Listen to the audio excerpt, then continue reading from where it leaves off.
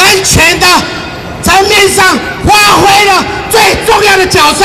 我希望你们回去中国，向你们中国的领导者，向他们表现你们知识分子的良知，向台湾学习，向我们台湾的留学生做榜样，回去向你们中国的政府当局，向他们要重视人权，释放所有法轮功的人权。我对你们深深的感到惭愧，因为你们没有尽到一个知识分子，你们没有拿出你们知识分子的良知，我觉得很可怜，我也为中国的知识分子感到惭愧，也感到可惜。我希望你们可以回家了，因为你抗议错对象了，你们应该用Shame on China! Shame on China! Shame on China! Shame on China! Shame on China! Shame on China! Shame on China! Shame on China! Shame on China! Shame on China! Shame on China! And here's the English press release that also came out right here. As Taiwanese are proud of the fact that their country has followed America's example and chosen the path of life, liberty, and the pursuit of happiness. The fact that the directly elected President Chen receives this Human Rights Award on behalf of 23 million Taiwanese is a testament to the progress that Taiwan has made in the past 15 years. In Taiwan, reporters do not go to jail for telling the truth. Buddhist monks and Catholic priests do not go to jail for preaching their religion. Workers are not jailed for using their right to strike.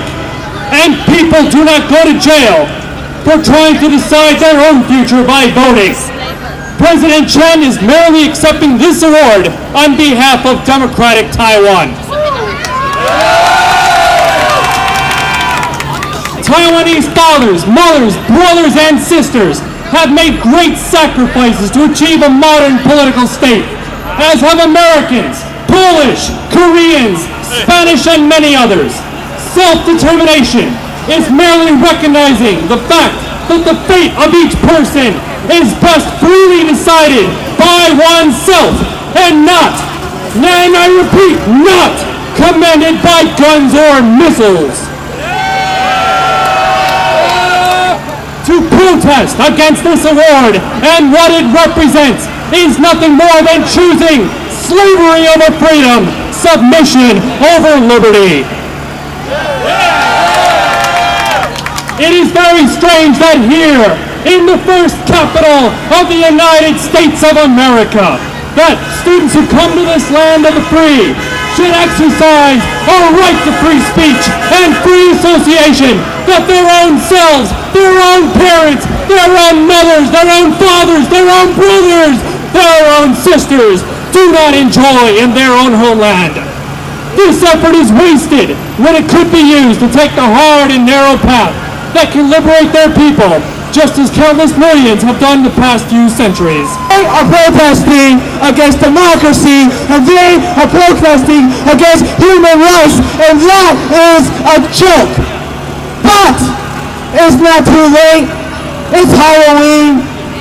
They should all, the Chinese side, should all go out and get some masks to put it over their face to cover the shame of protesting against democracy, by protesting against human rights. Values that Taiwan believes in. Anyway, the show Taiwan! Taiwan! Taiwan! Taiwan! Taiwan! Taiwan! Taiwan! I hope the Chinese side can hear me. I know you have a few hours out there. It's definitely not too late to go and get your mask, put it on your face, and cover your shame. Taiwan! Taiwan! Taiwan! Come on, people, I can't hear you. Taiwan!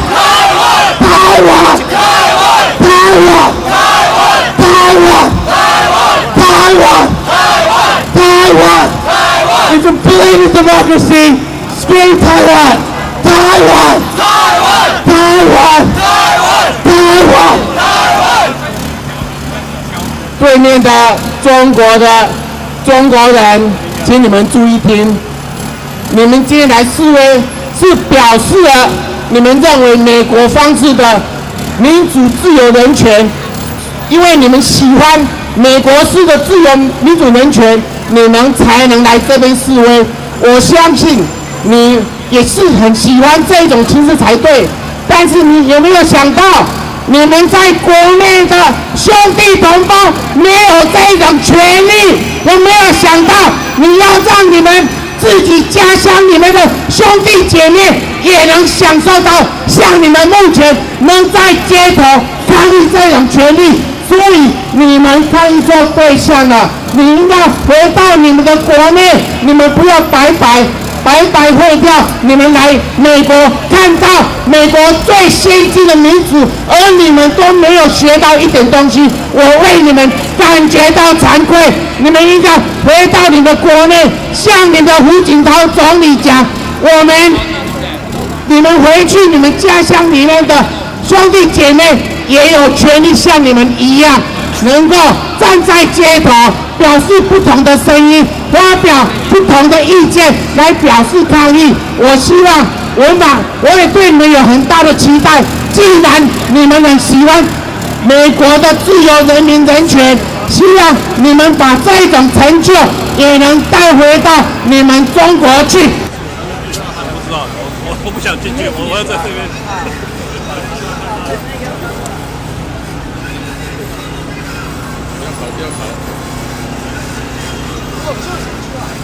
他表示意见，台湾创造自由民主的奇迹，很多都是经由海外知识分子的努力，才有今天的成就。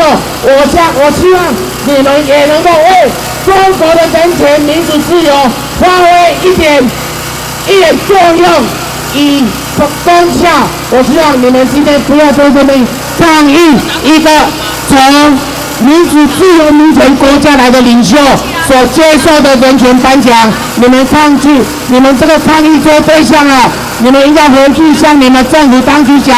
我相信你们要跟我们的台湾人的知识分子一样，发挥促进自己美国民主、自由、人权的作用的作用。希望你们喜欢美国的自由、民主、人权，希望你把这一些带回你们自由，你们以后看到一个自由民主的中国，而不是来这边来抗议一个从自由民主国家来的领袖，一个从没有人权民主国家来的百姓。我相信你完全没有权利来批评一个从民主自由国家来的领袖。你们来抗议，我希望今天回去你们好好自己想一下，你们为了自己中国的人权，你们到底做了多少事情？回去摸摸你们自己的良心，看你们晚上是不是能够睡得着觉？回去自己想一想，你们在这边抗议阿扁总统，但是阿扁总统是一个由我们2300万人民所选出来的领袖，他有100%的人权，100%的民意。你们的胡锦涛，你投过他的一票吗？你们曾经选过你们的省长吗？选过你们的总理吗？没有吧？所以啊，你们抗议错对象啊，回去赶快促进你们中国的人权与自由跟民主。谢谢你，希望你能够把这些声音带回你们的学校，带回你们的家庭。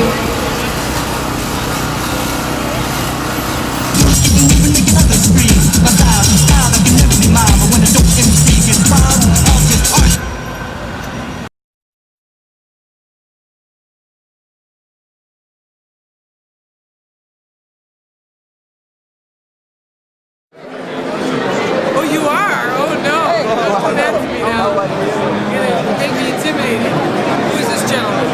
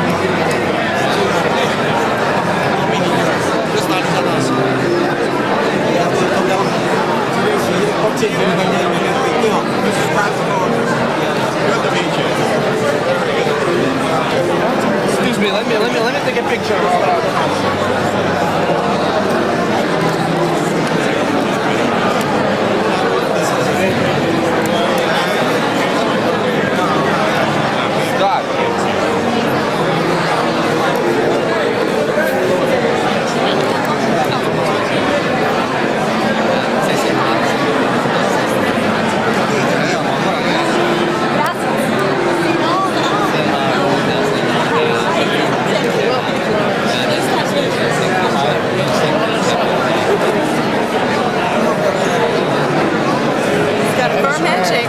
Thank you. Thank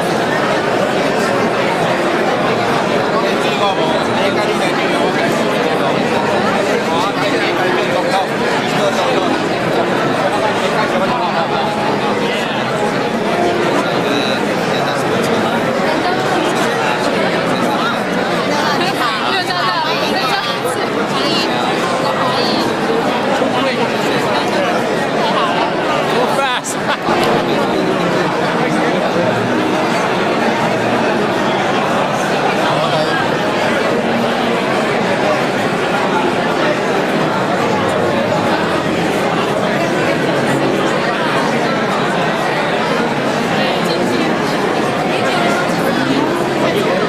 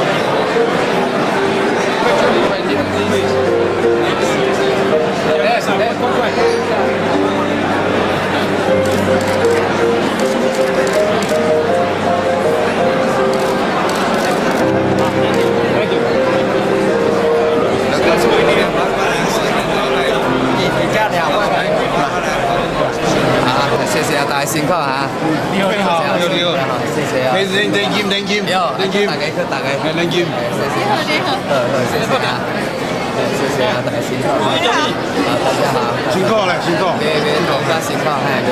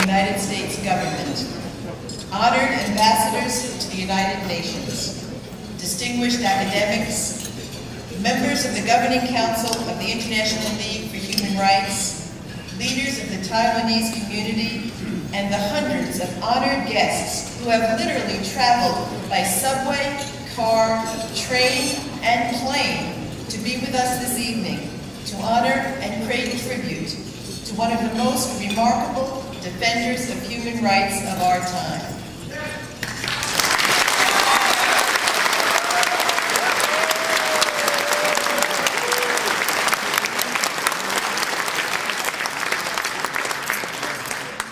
Tonight is the League's 35th Annual Human Rights Award Ceremony and Dinner. And more than this, it is the most successful award dinner in the League's history.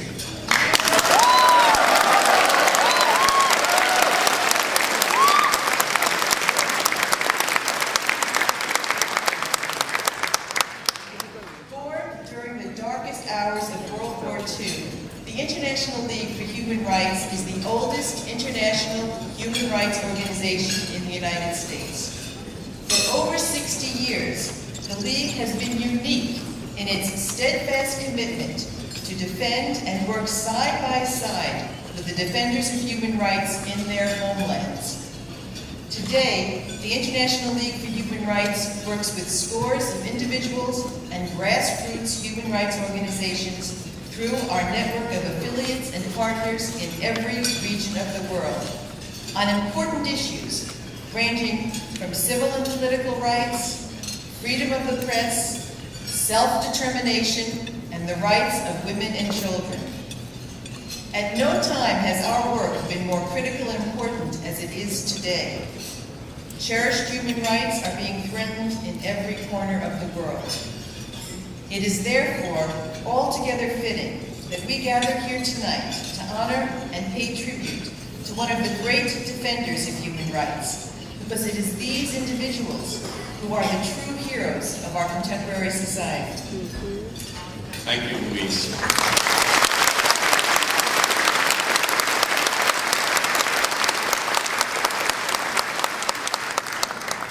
President Chen, Your Excellencies, ladies and gentlemen, 2003 has been a difficult year for the human rights movement. In general, we have seen retrenchment and the state of human rights around the world. Governments in many nations have made opportunistic use of the war against terror, indiscriminately labeling their opponents as terrorists and cutting back on the core freedoms which are enshrined in the Universal Declaration. Religious intolerance has grown. The ancient crime of human trafficking, opposition to which gave birth to the modern human rights movement in the 19th century, has made a shocking resurgence. These setbacks cause the human rights movement grave concern, but they also tempt us to look carefully for governments which are getting it right, which are providing a positive, responsible model to the international community. East Asia, it is often said, stands outside the supposedly Western human rights paradigm. Asian leaders from Beijing to Singapore and Kuala Lumpur have loudly proclaimed Asian values and asserted that the human rights values of the Universal Declaration are not universal. They are wrong.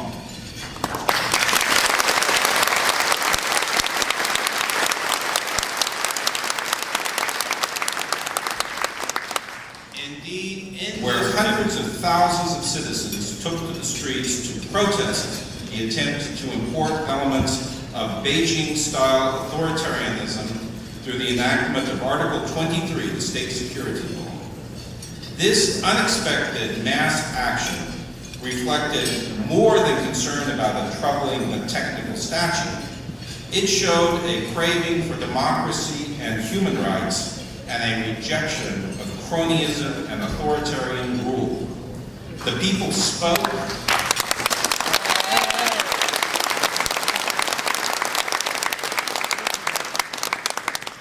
The people of Hong Kong spoke, and they were heard, even by the arrogant octogenarians who rule from Beijing.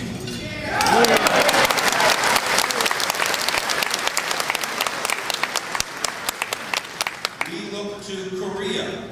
Notwithstanding a menacing security environment and a troubled economy, Korean voters went to the polls, and for a second consecutive presidential election, they picked a champion of the cause of human rights as their president. Polling in Korea showed that people were troubled by their economy, and they were uncertain of many of the answers that were offered by political candidates. But in the end, nothing mattered more to them than the assurance that the reborn democracy of Korea would be preserved and a return to the autocratic practices of the past would be avoided. And finally, we come to the point of our festivities this evening, the Republic of China on Taiwan. When dealing with human rights advocates in Hong Kong earlier this year, I was repeatedly impressed when they expressed their joy, indeed their pride, in the fact that the Chinese-speaking world was no longer an exclusive club of autocrats and dictators.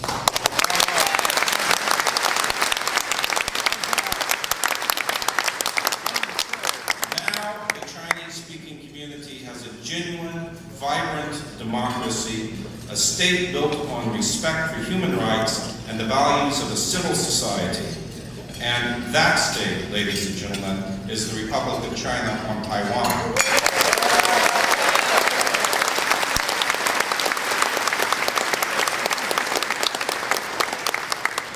In extending the International Human Rights Award of 2003 to President Chen Shui-bian, the International League recognizes an individual, a human rights campaigner, and his accomplishments. But we also recognize the remarkable transformation of the state on Taiwan after decades of crippling authoritarianism to be one of the world's genuine democracies and a state which shows true adherence to the values of the Universal Declaration.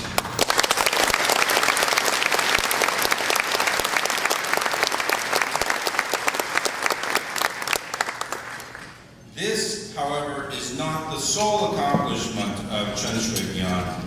Much credit goes to the people on Taiwan.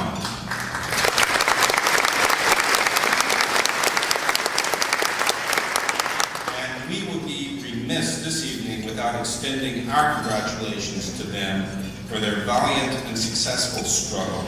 People of Taiwan, we salute you. We salute your accomplishments. You provide a model for the Chinese-speaking community, for Asia, and for the world. 你好，阿扁更帅。I'm honored to be here tonight with everyone, and congratulations to President Appian, and congratulations to the people of Taiwan for this wonderful award. The song, thank you. The song I'm about to sing is in Taiwanese, so I'm going to introduce it in English for those of you who don't understand Taiwanese, and it's called Mother's Name is Taiwan. And I've sung this song for many of you before. For those of you who I know, perhaps you've heard me sing this song. And it's about finding a homeland, about finding a place to call home. And until the day that the people of Taiwan can rightfully call Taiwan, Taiwan, and until that day, when the people of Taiwan, the 22 million people of Taiwan, can rightfully determine their own future without threat of war, and until that day, I will continue to sing this song.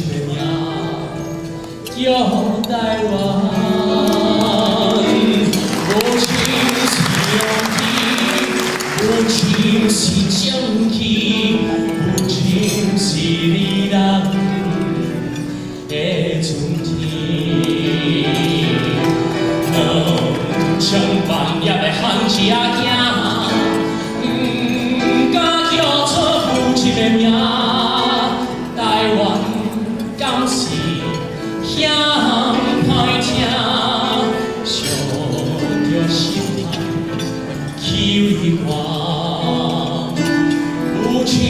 是山，无情是海，无情是河，无情的名叫台湾。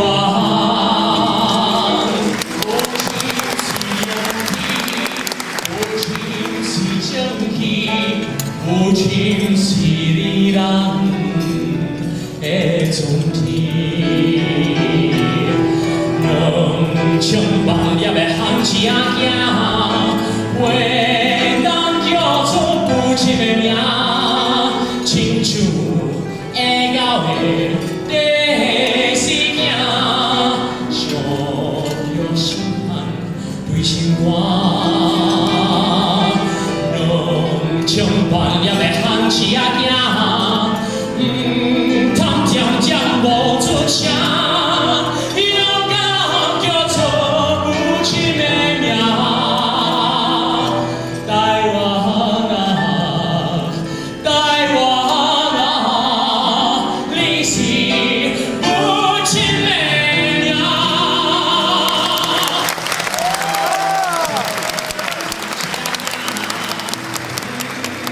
渐渐无出声，勇敢叫做有情的名。台湾啊，台湾啊，你是有情的名。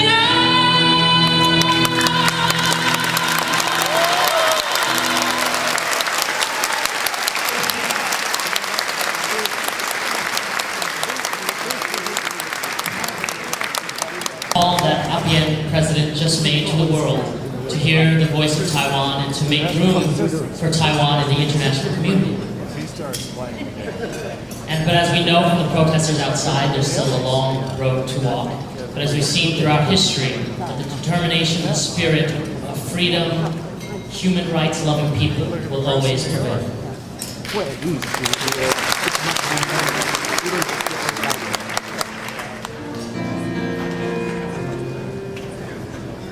Go out and tell our story, let it echo far and wide.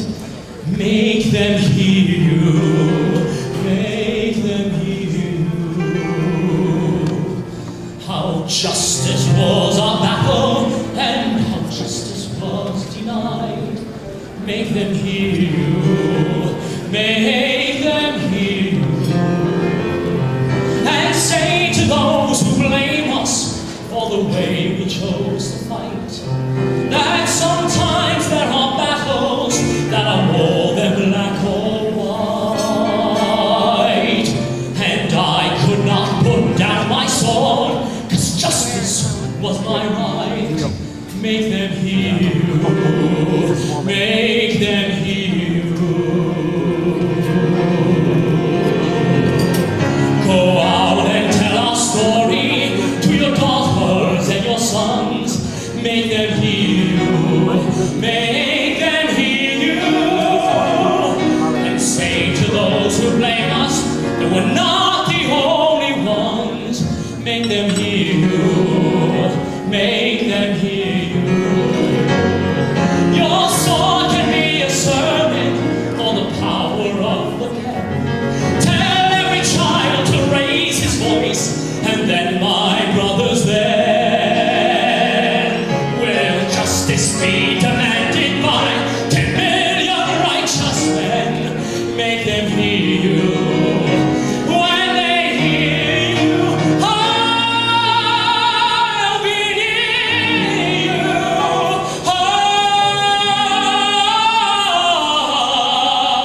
Yeah.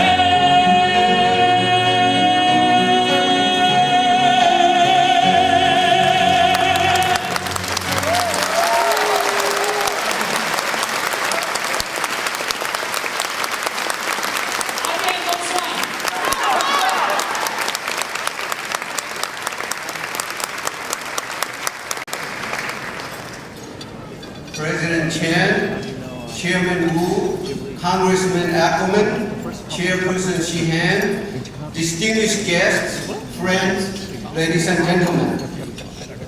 I'm deeply honored to be part of the Human Rights Awards ceremony, recognizing one of the foremost human rights leaders and defenders of our time. I'm especially delighted because the honoree is an alumnus of mine, both at the high school and at the law school in Taiwan.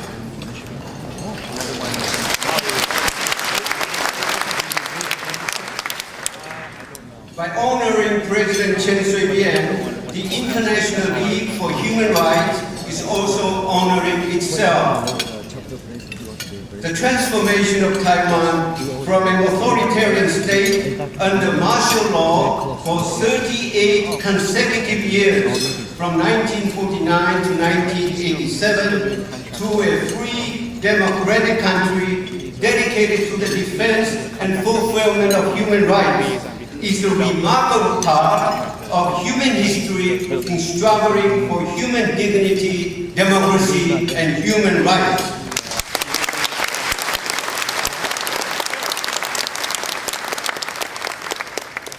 In this profound process of transformation toward democracy and human rights in Taiwan, President Chen has played a vital part.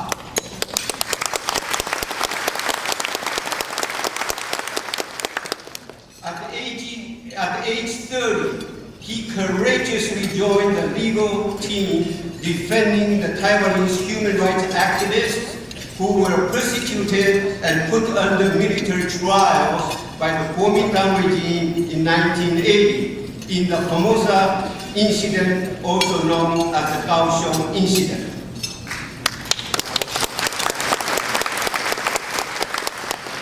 That took place during the dark days of martial law in Taiwan. On that occasion, the League sent as its representative Professor John Kaplan of Stanford Law School to observe the trials. Later, President Chen was imprisoned for his defense of freedom of expression and then became a strong human rights advocate, working with the Taiwan Association for Human Rights, a leading human rights NGO in Taiwan.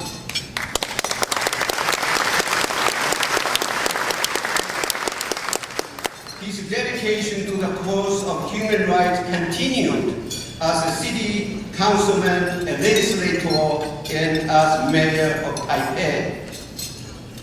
As the candidate of the Democratic Progressive Party, generally known as DPP, President Chen became president of Taiwan in May 2000.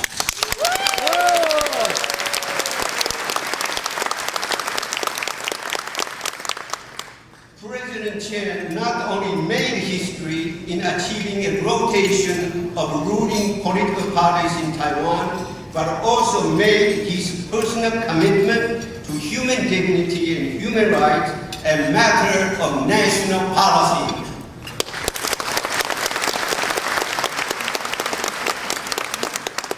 Aiming to build a human rights state for Taiwan, President Chen has sought to implement international human rights standards domestically in Taiwan to establish a National Human Rights Commission with independent authority and to facilitate interactions of Taiwanese and international human rights NGOs. Serious efforts have been made and significant progress has been achieved. When President Chen is re-elected next March, the human rights bills that have been submitted by his administration should get a more sympathetic reception in the legislature.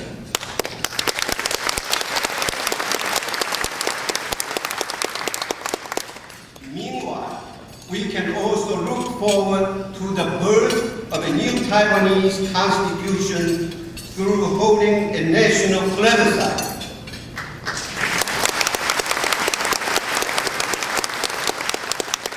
This new Taiwanese constitution will help to make Taiwan a normalized state, both in name and in fact, in the world community.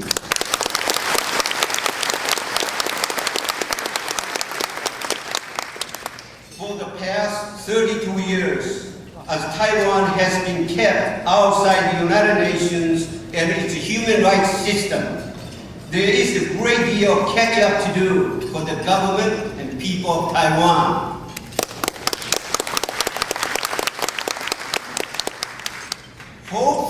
Hopefully, when justice and goodwill prevail and Taiwan becomes a member state of the United Nations in one of these days, Taiwan can be expected to redouble its human rights endeavors.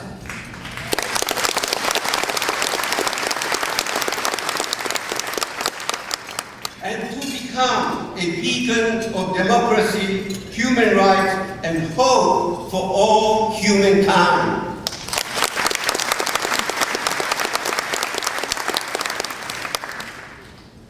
True to the great tradition established and symbolized by the past recipients of the Human Rights Award of the International League of Human Rights, including a number of Nobel Peace Prize winners, President Chen has amply demonstrated his lifelong commitment to human dignity and human rights and has made enormous contribution to the cause of democracy and human rights.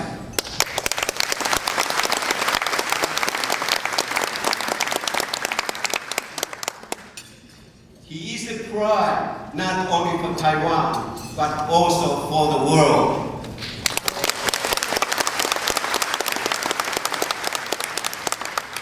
Finally, allow me to say a few words in Taiwanese to congratulate President Chen. 边仔总统，咱各位乡亲，大家平安，大家好。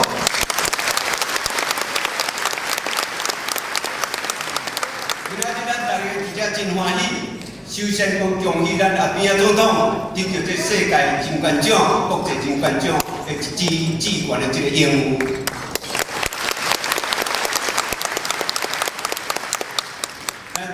分享伊这个真伟大的这个成就，感觉讲做着台湾人真光荣。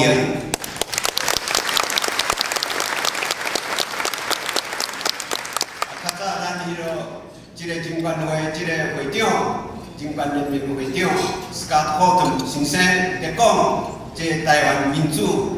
人权方面的进步，当然是讲总统本身，甲咱台湾全民海内外台湾人共同拍拼的成果。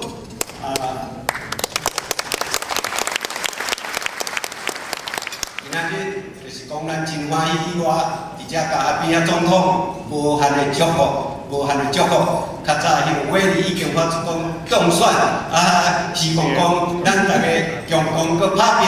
大家好好加油！边仔总统加油！为讲台湾成功，为着讲人类做更较大在民主、自由各方面的贡献，所以大家共同来打拼。感谢大家，祝福大家。His commitment to both human rights and democracy.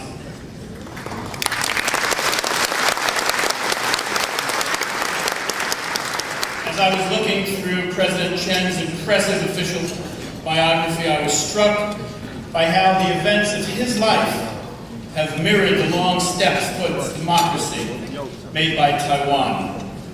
From the inspiration he drew after the Kaohsiung incident in 1979, up to his run for the presidency, President Chen has always strived to make Taiwan a place where individual liberties flourish.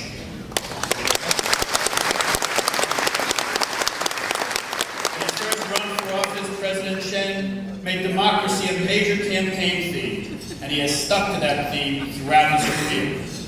But his outspokenness also forced him to pay a very, very dear price, one that so many of the great human rights leaders and advocates face across the globe are unfortunately required to pay.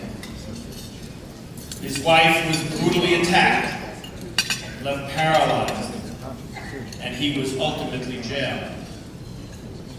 And I must say that I had the great honor and privilege of being among the hundreds of U.S. congressmen and American senators who fell in love with your wife, Mr. President.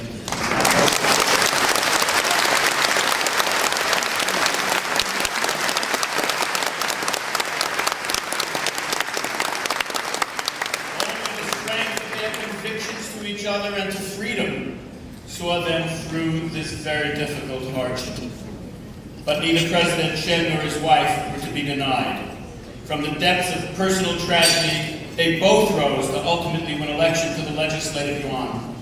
The political struggle of President Chen has contributed mightily to the democratic development of Taiwan.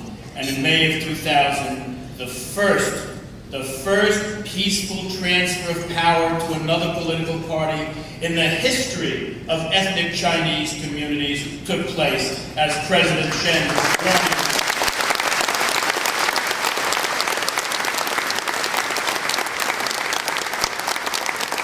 Today, under President Chen's leadership, Taiwan is a vibrant, multi-party, free market democracy. Experience shows without a doubt that democracy and Asian values are not only compatible, but complementary. Tonight we honor a true Democrat and a champion of human rights.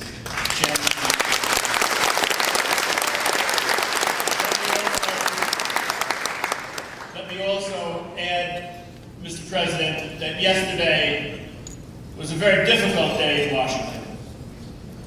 Sometime in the middle of the day, there was a lot of confusion. We didn't know if there was a terrorist attack or a Halloween trick. As the day developed, and before it was over, we spent $87 billion. Democrats and Republicans fought one issue after another. Each and every bill was contested right until after midnight before we adjourned. But in the middle of that tough battle, as political parties in free democracies, as in the United States and Taiwan both know, it is absolutely necessary to have a process like that to prove that democracy is strong.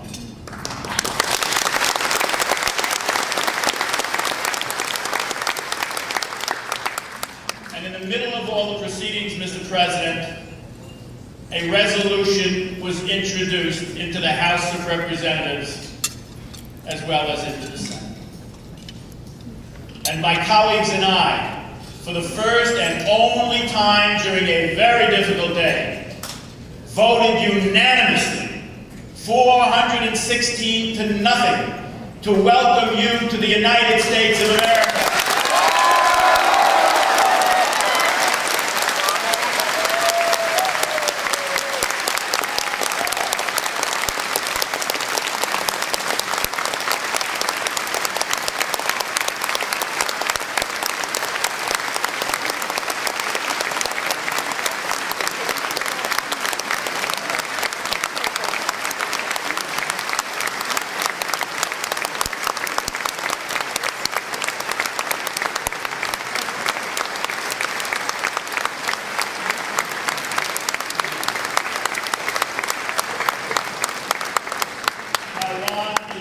Beacon of freedom in a very troubled sea.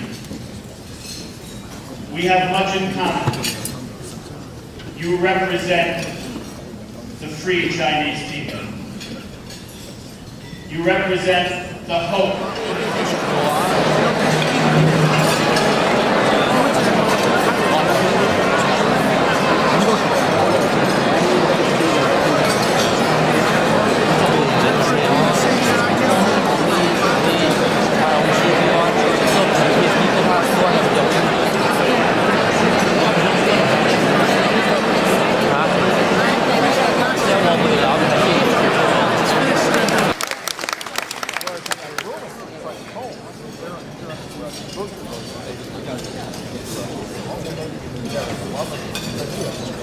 President Chen,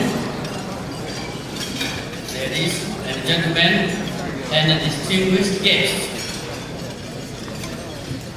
Tonight, I'm very, very honored to be here to witness the recognition of Chen Shui-bian, President of Taiwan, for his lifetime devotion to democracy and freedom in Taiwan. The sacrifices for human rights. Despite being in prison but therefore permanently disabled, he continued to fight against oppression and continued to fight for freedom. When he won the presidency election in year 2000, Taiwan underwent the first peaceful transfer of power in its history.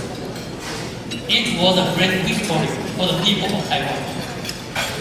It sent out a clear and strong message to the world that democracy in Taiwan is true and real.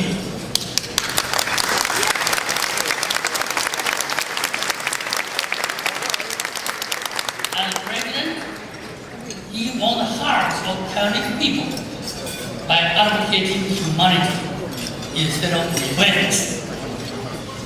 Again, this passionate called by many people in Taiwan. When I first met many years ago, when he was a young legislator, and I was urging the government to allow the practiced freedom fighters to return to Taiwan. Many in authority refused to even meet with me, but again, not only agreed to meet with me, but insisted on coming to see me at my committees. Back then, he had already demonstrated his leadership and commitment to bring justice and freedom to the people of Taiwan.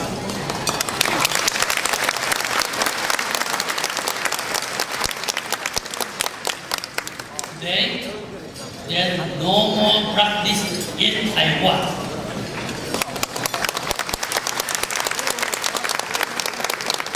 I'm sure many of you here have practiced at one time or the other. I was one of them. Thanks to President Chen, this is over. The human rights of the Taiwanese people. There are still forces from within and outside Taiwan who are trying to take that hard-earned democracy and freedom away.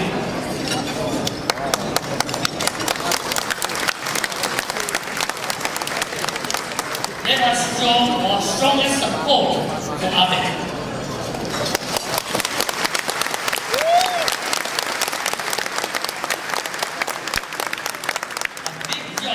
Awaits him and his government, and he needs our help.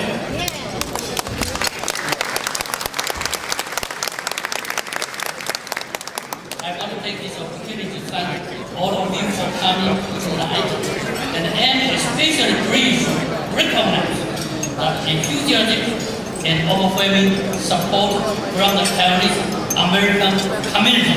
Give yourself a big hand.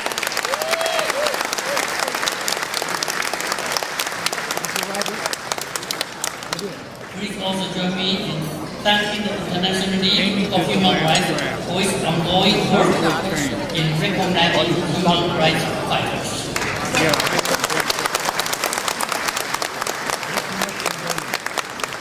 Again, it is such a privilege for me to participate with all of you in this very special moment in history.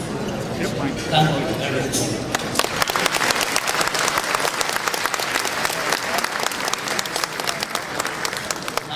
To say just a few words to my fellow Taiwanese Americans. 陈总统，各位同乡，非常感谢，咱今仔日伫遮表现咱台美人对陈总统最大的尊敬。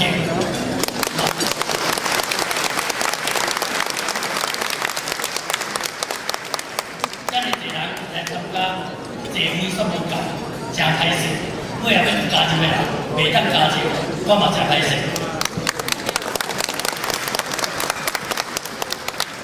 用咱即款对陈总统的支持，咱要继续去2004年，咱台美人，甚至遮真侪其他的州、欧洲、日本各地来的朋友，希望大家继续努力，2004年，真爱甲阿比支持，互咱的民主的盛会会当继续传。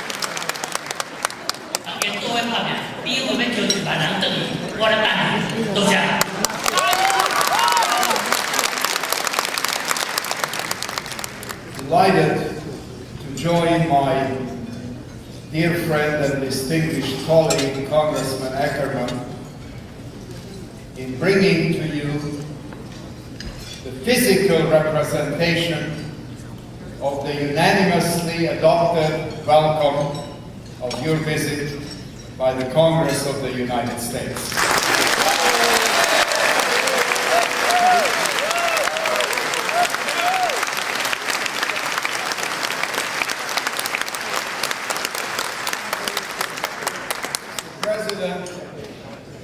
Each of us in Congress has a specialty.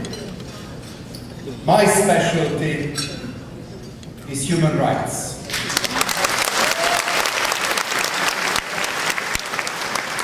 It is not something I chose.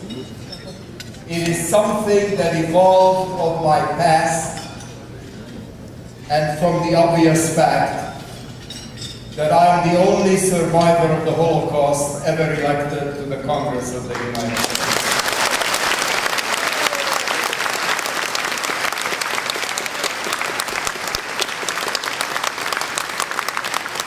And for the last 20 years, as founding chairman of the Congressional Human Rights Caucus, which is a bipartisan organization encompassing practically all members. It's been my privilege, with the help of my friend Gary Ackerman, to fight for human rights across this globe, from the former Soviet Union to the former South Africa to East Timor, Tibet, and scores of other places.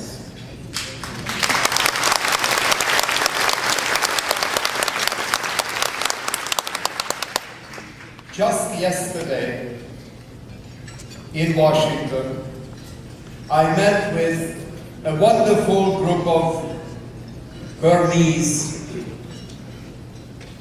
who remembered that the legislation Gary and I supported, placing even more severe restrictions on the oppressive regime of Burma, expressing our outrage at the persecution of Aung San Suu Kyi, is just one of countless examples of how the cause of human rights always looks so bleak, until people of your courage and your conviction and your principles and your values fight to overcome seemingly insuperable odds.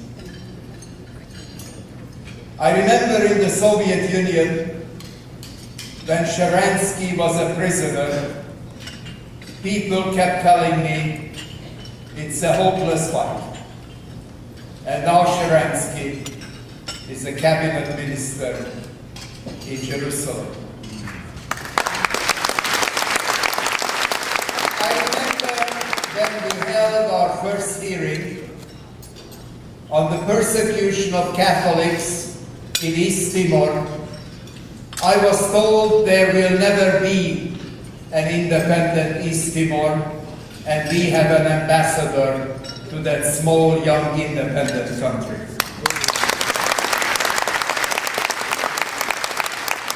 And we had very little hope to change the flavor and nature and character of an apartheid regime in South Africa until the day came and Nelson Mandela became president of the country. I know it was neither democratic nor successful.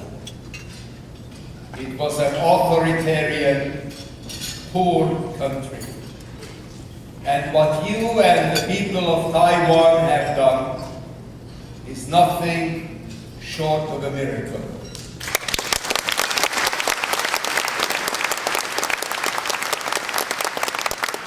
You have transformed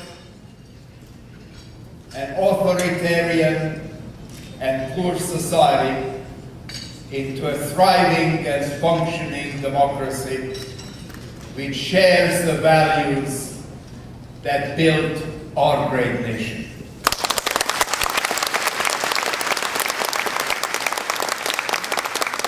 Some years ago, before you became President Chen, I was reading the New York Times in the morning, and on the front page of the New York Times there was a major story indicating that your predecessor, a distinguished alumnus of Cornell University, who was invited to receive an honorary degree at his alma mater, will not be allowed to visit.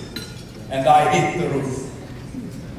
And I introduced the resolution, and with the help of Gary Ackerman and other colleagues, we succeeded in mandating that the Department of State issue a visa, and your predecessor went to Cornell and received his degree, which was the first breakthrough and the predecessor of your visit here today. Let me just say, I know I speak for all of my colleagues across the political aisle in saying we are looking forward to the day when you personally will be received as an honored guest in the White House.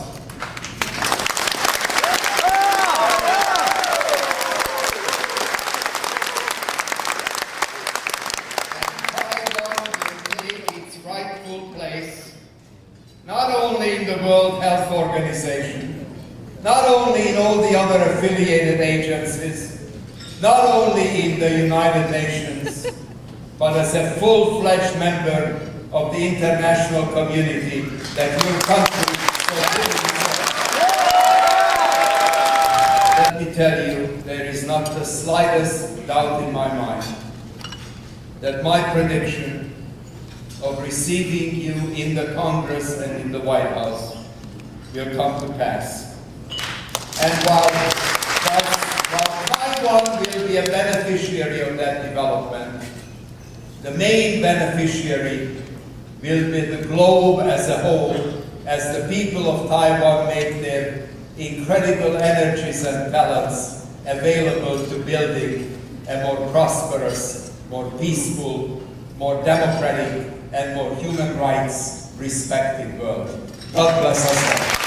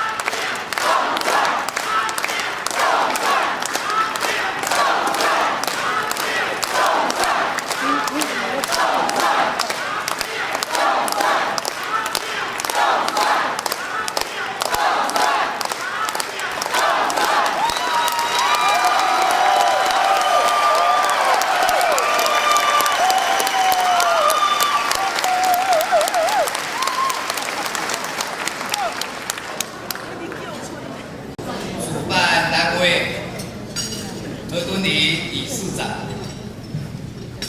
南投市众议员艾克曼众议员、罗伯特理事长、吴理培董事长、肯斯罗执行长、各位理事、各位先生，大家晚安，大家好。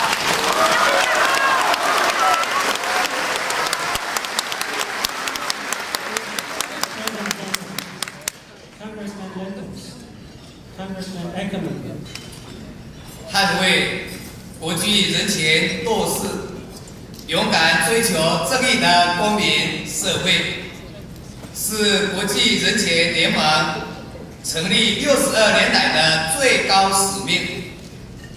本人仅代表中华民国政府以及台湾人民，向各位人民表达最崇高的敬意。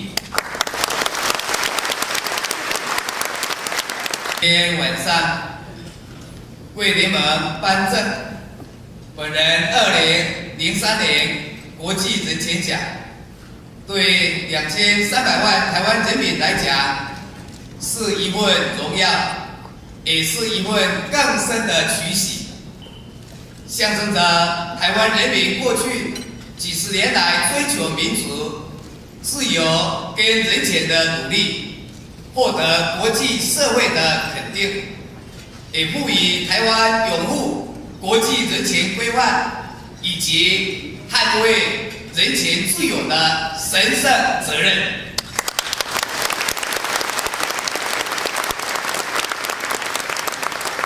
公元2000年，台湾经历华人社会所处的政党轮替跟政权和平转移。本人在就职演说当中提出人权立国的目标，除了重申遵守世界人权宣言、公民与政治权利国际公约以及维也纳世界人权会议宣言跟行动纲领之外，也誓言台湾将以实际的作为来参与国际人权体系。3年半以来，台湾用具体的行动实现了我们的承诺。首先，在人权保障建制化方面，我国政府发表了国家人权政策白皮书，规划完整的人权政策跟措施，继而提出了国家人权委员会组织法草案，送请立法院审议。我仍相信，在明年320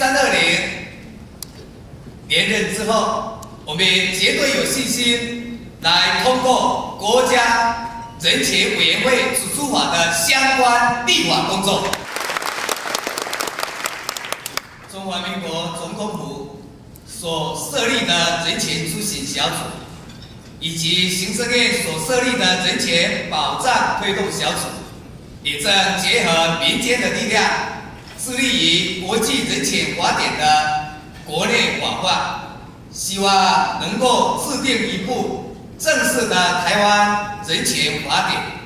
此外，台湾历史上首次的国家人权报告即将完成发表，一个旨在启迪公民民主人权意识的国家人权纪念馆也正在筹建中。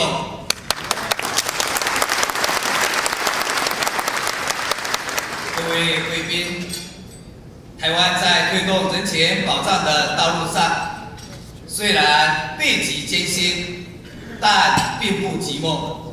国际社会，特别是美国，扮演了主要的催生者角色。1979年12月10号，台湾民众集会纪念国际人权日，遭到当时的威权政府以非法集会跟密谋叛乱的名义镇压，这就是台湾民主化过程的分水岭——高雄美丽岛事件。My friends,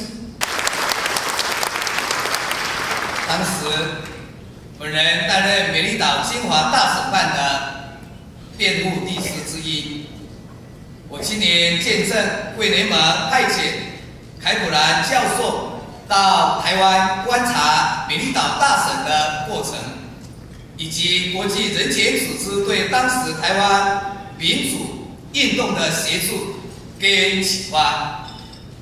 As a defense attorney， 作为人权的坚定捍卫者，本人也曾经因为争取言论自由而被判刑入狱，令人更因为一件显而未解的政治车祸而受伤，必须终身以轮椅为伍。尽管如此，和许多台湾民主运动前辈的牺牲一样，我们的遭遇只有更坚定台湾人民追求政治跟人身自由的决心。现在的台湾不再有黑名单和政治犯，没有宗教的限制与迫害，人民享有更充分的言论、表达、结社与新闻的自由。纵使还不是联合国的成员，台湾从来不曾减缓推动人权改革的脚步。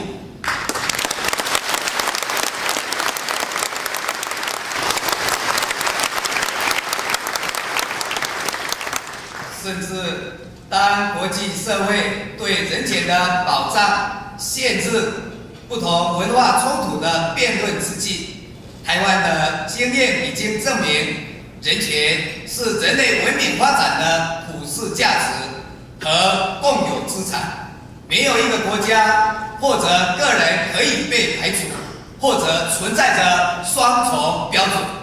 诚如世界人权宣言所强调，人人有资格享有一切权利和自由，不分种族、肤色、性别、语言、宗教、政治见解、国籍、社会地位、财产、出身或者其他身份而有所区别。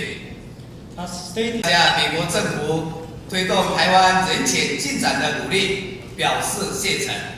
1979年，美国国会通过的《台湾关系法》第2条第3款，明言全体台湾人民人权的维护与增进，在此明定为美国的目标。这是美国法律明白定定维护另一个国家的民主人权，是美国的政策目标。没有来自国际社会人权跟民主力量的益处，台湾内部民主化的演进不可能有如此的成绩。台湾今天在人权推展上的表现，也不会获得贵联盟以及其他国家人权组织的肯定。当然，人权保障的落实需要完善的制度化规范。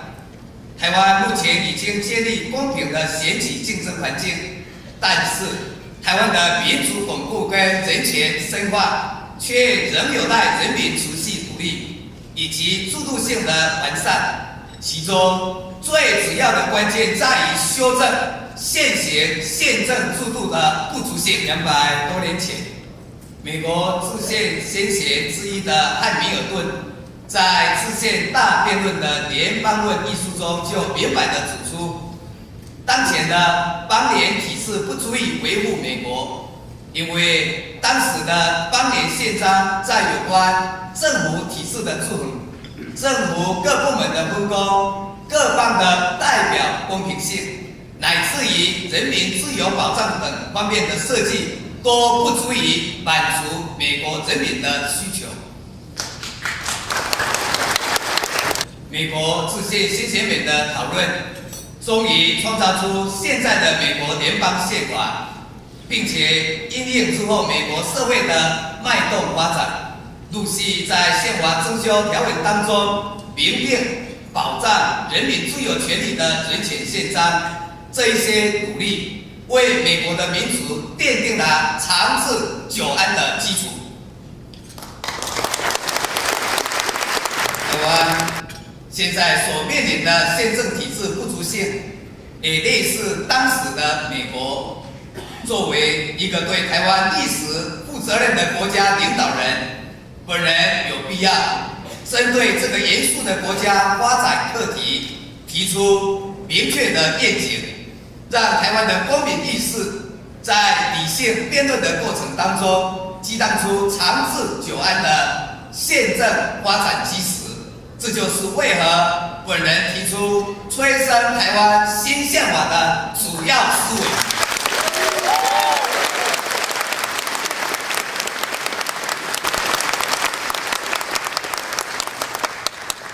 台湾新宪法有关台湾民主建制化能否成功，公民投票的实施则代表台湾的人权能否进一步深化，并不涉及本人在公元2000年就职演说中所提到的是不亦没有，更不应该将有关台湾未来宪政发展给落实国民主权的重要课题窄化成政治性的所谓统独争辩。只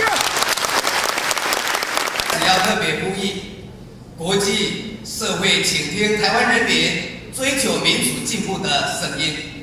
作为中华民国的总统，作为台湾的领导人，我的职责就是要保护2300万台湾人民的安全、民主、自由与人权，为台湾民主的永续发展奠定进步的基础。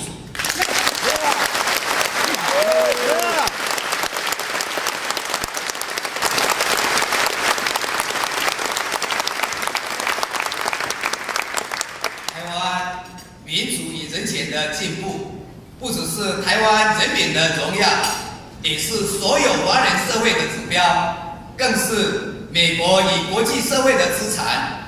本人有绝对的信心，一方面实现台湾民主的巩固，展现台湾价值，创造能够与国际接轨的台湾民主。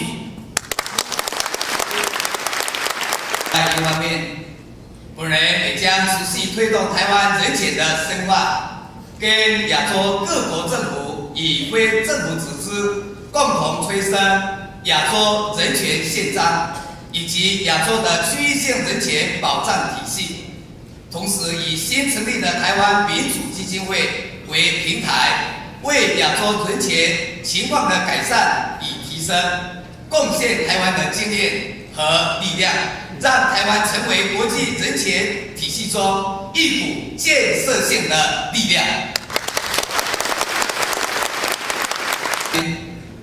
在无数追求台湾人权进步的勇者心中，立岛曾经是禁锢他们心灵、剥夺他们自由的黑暗牢狱。这一座位于台湾东南沿海的小岛，如今矗立着一面刻满这一些人权斗士名字的人权纪念碑。在那个时代，有多少母亲为他们被囚禁在这个岛上的孩子长夜哭泣，时时刻刻，我都将这一句话放在内心的最深处。今天晚上，我也要用一句话来和所有关心人权、捍卫人权的朋友共勉，那就是让悲剧停止重演，让人民没有恐惧，让母亲不再哭泣。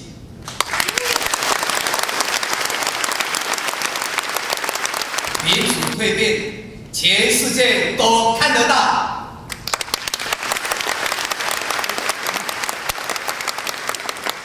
The world takes Taiwan as an example.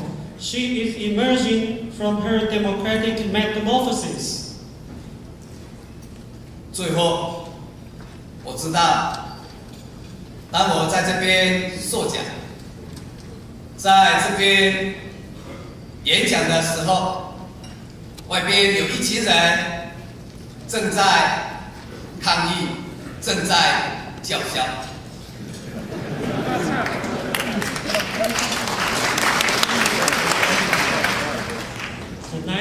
清楚地告诉他们，你们走错地方，而且找错对象。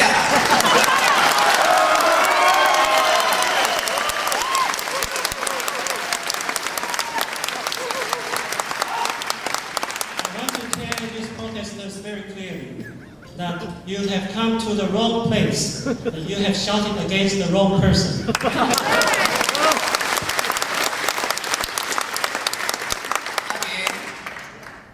能够在这边受奖，接受2003人权奖，你们应该要感到高兴才对。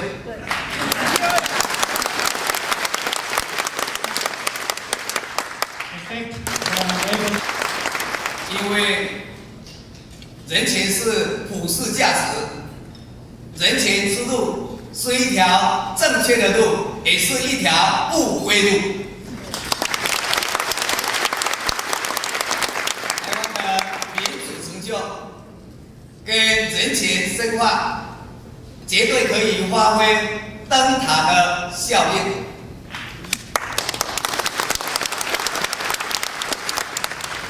Taiwan's achievement in democracy, as well as Taiwan's human rights deepening and consolidation, will... 台湾人为什么我们不能？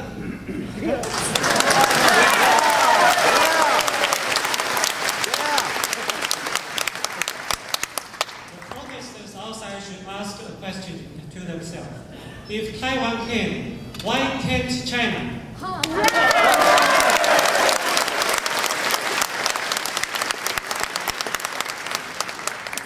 我愿意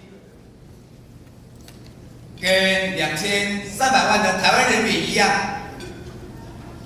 诚挚的邀请在外边的这一些人，能够跟我们一起分享我们得到国际人权联盟所颁证的2003年国际人权奖的喜悦跟骄傲。 相信自由，相信人权，我们一定做得到。